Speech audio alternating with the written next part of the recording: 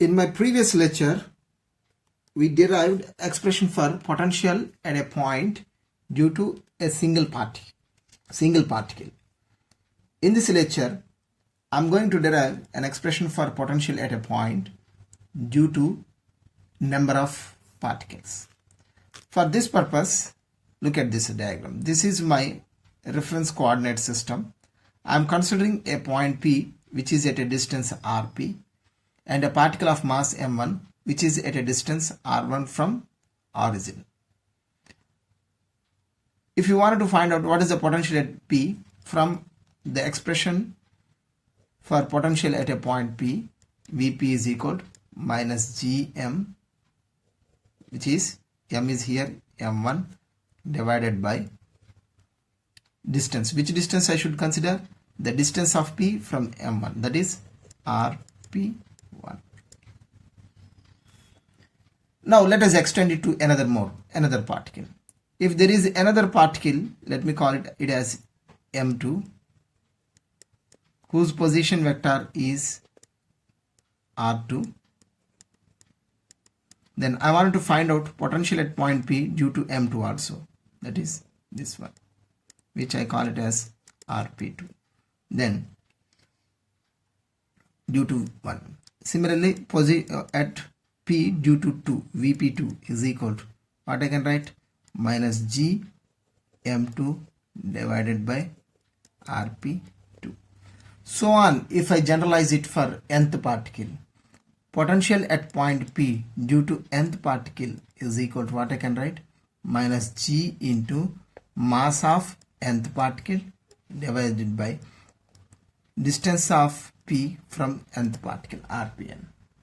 So if you want total potential, contribution to the potential at this point due to all this is given by V is equal at point P. Vp is equal to, potential is a scalar, so we can add them as we add numbers.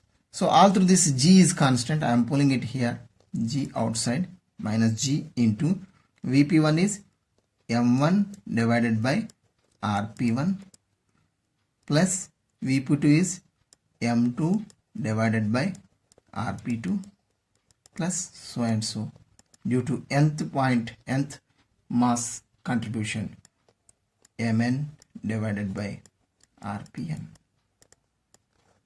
So I am dropping this P. In general, potential due to all the particles is given by, at point P is given by minus G into summation over I is equal to 1 to n. This is when I is equal to 1, it will represent m1. I is equal to, it represent m2, like that, mi divided by ri. This is the expression for potential at point P due to a system of particles, discrete particles.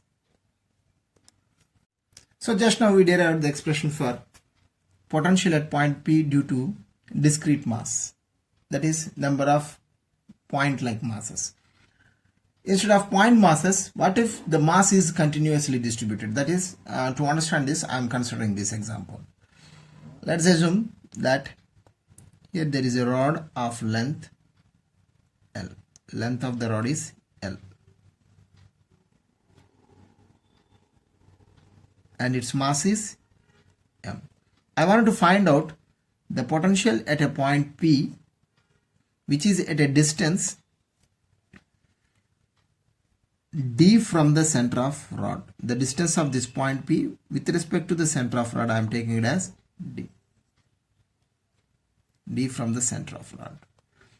I wanted to find out potential at point P. So whenever a continuous mass distribution is given like this, first you take a small elemental strip.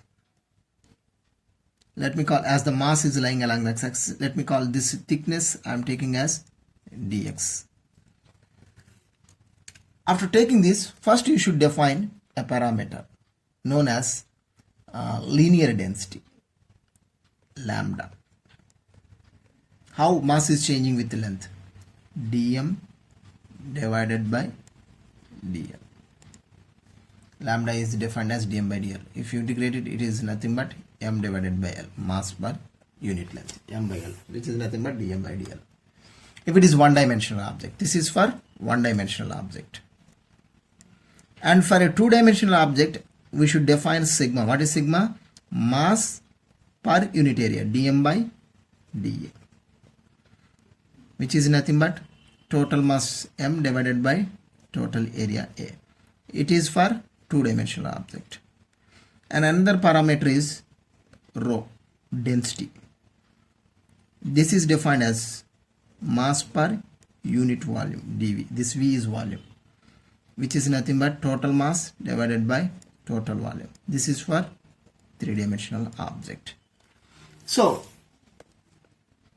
these things you should keep in mind.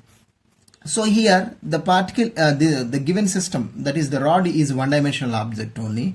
So because of which you can write down the expression for potential at point P as, first I will write down the expression for potential at point P due to this small elemental mass. So that's why I am calling it as dV at a point P is given by mass of this strip. I am considering it as dm. So minus g into dm divided by the distance of this strip from this point. I am taking it as x only, x. So if you want total potential, Vp is equal to minus g into summation over dm divided by x. This is the standard result. This is a standard result. You can apply it for anything, whether it is one-dimensional body or two-dimensional or three-dimensional. If it is one-dimensional, replace dm with lambda dl. If it is two-dimensional body, replace dm with sigma dA. If it is three-dimensional, replace dm with rho dV. That's it. Now I wanted to finish this problem. What is the potential at point P due to this rod? So to calculate it, first thing what I will do, I will replace this dm as lambda dl.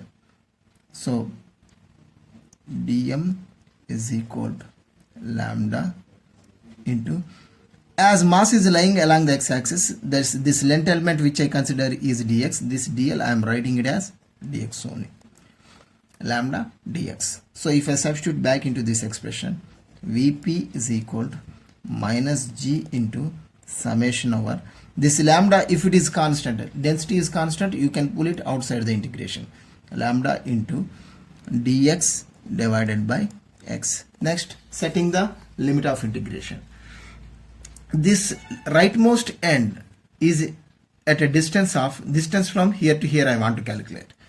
So distance from this point to this point is L by 2 because it is located at center, L by 2, and distance from here to here is D. Then distance from this point to this point is how much?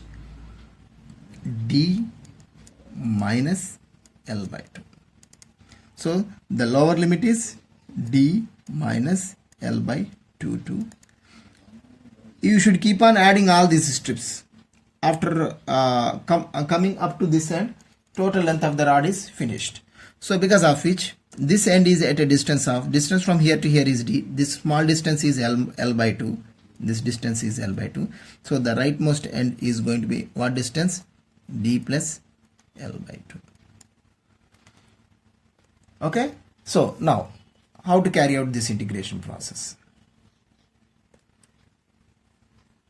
Minus g lambda. So in this we can take one standard integral. This is 1 by x dx only, which is nothing but log x, e base logarithm, which therefore potential at point P is given by minus g lambda into, so 1 by x dx is log s, log this ln I am writing because it is e base logarithm, log x between the limits d minus L by 2 to d plus L by 2.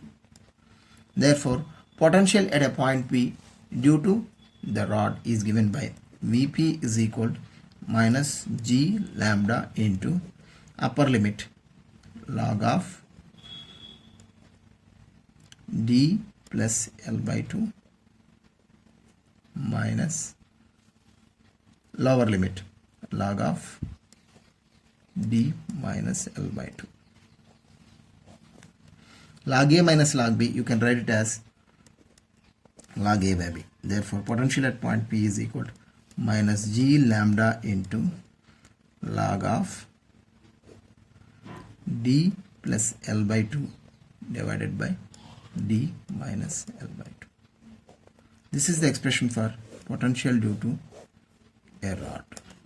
Same concept, you can elaborate it for a ring also. In my next lecture, I am going to show you how to calculate it for a ring, disc, sphere, everything. Thank you.